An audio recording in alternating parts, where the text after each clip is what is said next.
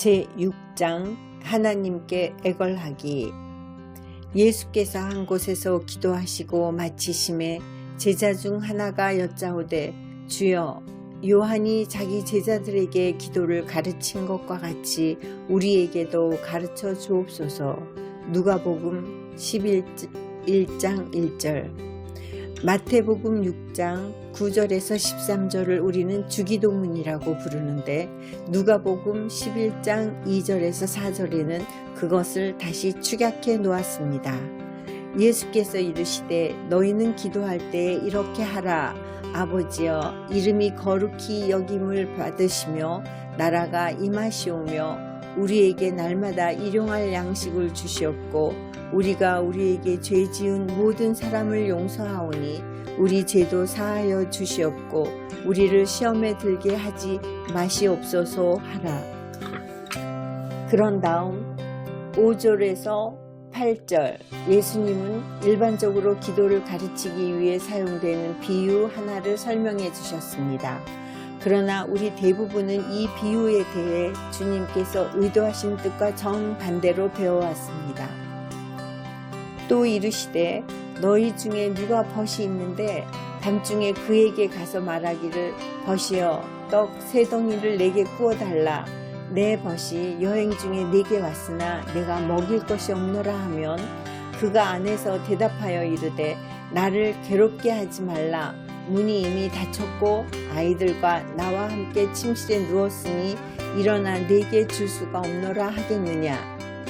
내가 너희에게 말하노니 비록 벗됨으로 인하여서는 일어나서 주지 아니할지라도 그 간청함을 인하여 일어나 그 요구대로 주리라. 하나님이 이 구절에 나오는 이 친구와 같다는 식으로 흔히들 가르칩니다. 그리고 이렇게 가르칩니다. 필요가 있을 때는 하나님께 나아가야 하지만 당신이 처음에 그것을 구할 때 하나님께서 안 된다고 하시거나 기다려라 라고 대답하실지도 모르니 하나님을 계속 독촉하면서 못살게 굴어 당신이 요구하는 것을 하나님께서 안 주시고는 못 견딜 때까지 계속 끈질기게 기도해야 합니다. 이것을 가리켜 강청하는 기도라고 합니다. 즉 천국문이 열릴 때까지 그것을 폭격해야 합니다. 이와 동일한 개념에 관하여 또 하나 왜곡된 가르침은 다음과 같습니다. 혼자서 기도하면 하나님은 당신의 기도에 응답하지 않으십니다. 다른 사람들을 끌어들여야 합니다. 수백만의 사람들과 함께 연합된 기도로 부흥을 달라고 천국을 침노해야만 하나님께서 마침내 어쩔 수가 없어서 응답해 주실 것입니다. 많은 그리스도인들이 실제로 이렇게 믿고 있지만 그것은 이 비유가 말하고자 하는 내용이 아닙니다. 비교가 아니라 대조. 예수님은 비교가 아니라 대조를 하고 계십니다. 당신에게 혹시 그런 친구가 있습니까? 한밤중에 갑자기 중대한 필요가 있어서 그의 집으로 가서 도움을 청했는데 그가 친구라면 단지 불편한 시간이라는 이유로 당신의 요구를 거절하겠습니까? 그가 창문을 열고 당신에게 이렇게 대답하겠습니까? 난 지금 잠자리에 들었어. 나의 배우자와 애들이 잠을 자고 있거든. 나를 괴롭히지 말고 그냥 돌아가. 그렇다면 그건 친구도 아니죠. 친구는 그렇게 무정하게 서로를 대하지 않습니다. 그저 알고 지내는 사이라면 모를까 친구라면 그럴 수 없습니다. 주님께서 이 예를 통해 보여주려고 하신 것은 친구만 되어도 이보다 더 잘 대우하려고 하는데 어찌하여 당신의 필요를 채우기 위해서는 하나님을 몹시 괴롭혀야 하고 구걸해야 하고 간청해야 한다고 생각하려느냐는 것입니다. 자기 아들을 보내셔서 당신의 죄를 대신 담당하게 하시고 그 어떤 누구보다도 당신을 무한히 사랑하시는 하늘 아버지께서 어째서 이기적인 인간보다 더 못하게 당신을 대우할 수 있겠습니까? 당신도 누가 그렇게 무례하게 당신을 대할 거라고는 생각지 않을 것입니다.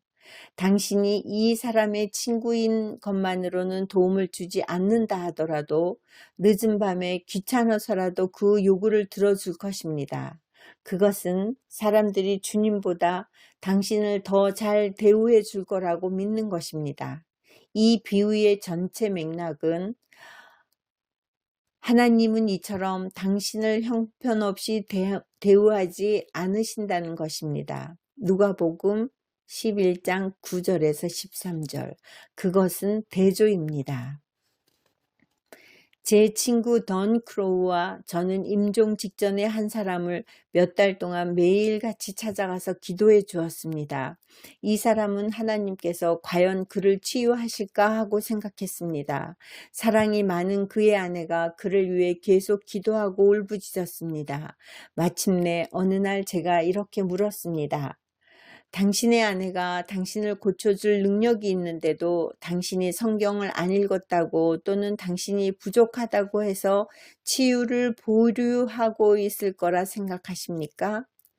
아내로 하여금 당신이 죽도록 내버려 두어야겠다고 생각할 만큼 살면서 나쁜 짓을 한 적이 있습니까?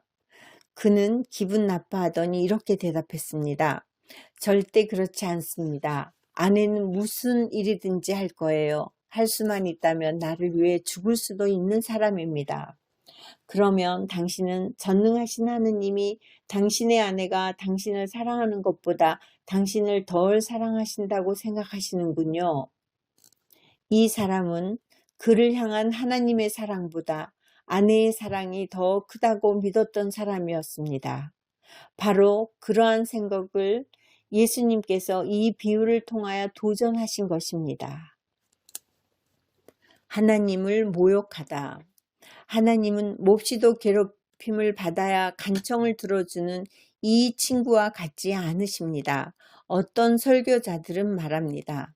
하나님께서 당신이 구하는 것을 주실 때까지 하나님을 꽉 붙잡고 늘어져야 합니다.